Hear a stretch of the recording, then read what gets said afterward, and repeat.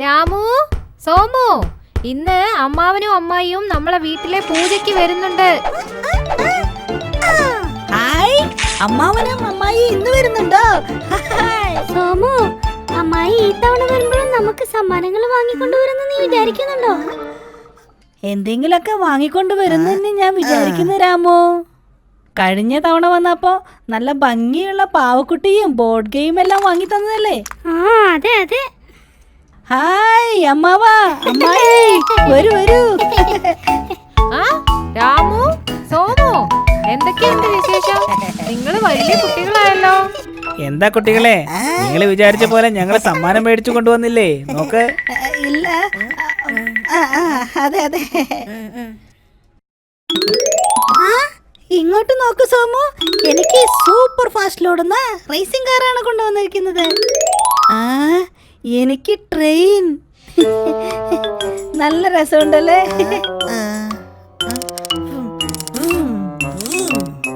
എന്റെ കാറിന് എന്ത് സ്പീഡാന്നറിയോ നിനക്ക്?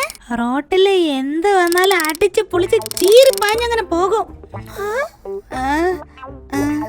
എന്താ പറയാ? എന്റെ ട്രെയിൻ അങ്ങനെ തന്നെയാ.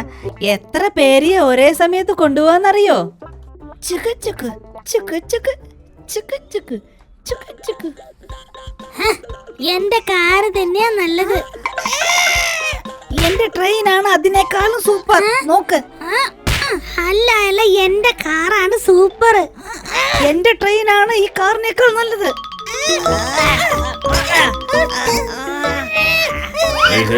എന്താ ഇവിടെ നടക്കുന്നേ? ഇന്നിവിടെ വീട്ടിൽ പൂജ നടക്കുകയാ. രണ്ടുപേർക്ക് അത് ഓർമ്മയില്ലേ? രാമു, സോമു, എന്താ രണ്ടുപേരും ഭയങ്കര ശാന്തമായിട്ടാണല്ലോ നിൽക്കുന്നേ? ഒന്നുമില്ല അച്ഛാ. അതെ അച്ഛാ, അങ്ങനെ ഒന്നുമില്ല അച്ഛാ. നിങ്ങൾ രണ്ടുപേരും കണ്ടിട്ട് എനിക്ക് അങ്ങനെ തോന്നുന്നില്ലല്ലോ. അങ്ങനെ ഒന്നുമില്ല. രാമു, സോമു, ഒന്നിങ്ങോട്ട് വന്നേ. അമ്മായിക്ക് നിങ്ങളോട് ചില കാര്യങ്ങളൊക്കെ പറയാനുണ്ട്. നിങ്ങൾ രണ്ടുപേർക്കും ഇടയിൽ എന്താ പ്രശ്നം? തല്ലുകൂടിയോ? അങ്ങനെ ഒന്നുമില്ല അമ്മായി. ഞങ്ങൾക്ക് കിട്ടിയ സമ്മാനങ്ങളെ കുറിച്ച് പറഞ്ഞുകൊണ്ടിരുന്നതാ, അത്രേ ഉള്ളൂ. അതെ അമ്മായി, സത്യമായിട്ടും അങ്ങനെ ഒന്നുമില്ല.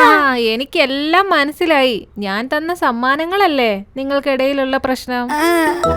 അതെ, അല്ല, അതെ. എന്താ, ശരിയല്ലേ? അതെ അമ്മായി. മക്കളെ, ഒരു സമ്മാനത്തിന്റെ വലുപ്പം അതിന്റെ വിലയിലും ഭംഗിയിലും ഒന്നും അല്ല. അത് കൊടുക്കാൻ വിചാരിച്ച ആളിന്റെ സ്നേഹത്തിലാണ്. നമുക്ക് കിട്ടുന്ന ഓരോ സമ്മാനങ്ങളും അത് തരുന്ന ആള് നമ്മളോട് കാണിക്കുന്ന സ്നേഹമാണ്. അങ്ങനെയാണ് അമ്മായി. ഞങ്ങൾ അതിനെ കുറിച്ച് ആലോചിച്ചത് പോലും ഇല്ല. അമ്മായി പറഞ്ഞത് വളരെ ശരിയാണ്. ഞാനത് ആലോചിച്ചത് പോലും ഇല്ല. ഞാനീ പറയുന്നത് നന്നായി മനസ്സിൽ വെച്ചോ. വഴക്ക് എന്ന് പറയുന്നത് നല്ല ഭംഗിയുള്ള പൂന്തോട്ടത്തിലെ മുള്ളുചെടി പോലെയാണ്. സഹോദര സ്നേഹം വളരെ ഭംഗിയുള്ളതാണ്. അത് എന്ത് കാരണം കൊണ്ടായാലും നഷ്ടപ്പെടുത്താതെ നോക്കണം. ആ സ്നേഹമാണ് നിങ്ങളുടെ ജീവിതത്തിന്റെ വഴികാട്ടി. മനസ്സിലായോ? ഞങ്ങൾക്കിപ്പോ വളരെ നന്നായി മനസ്സിലായി അമ്മായി.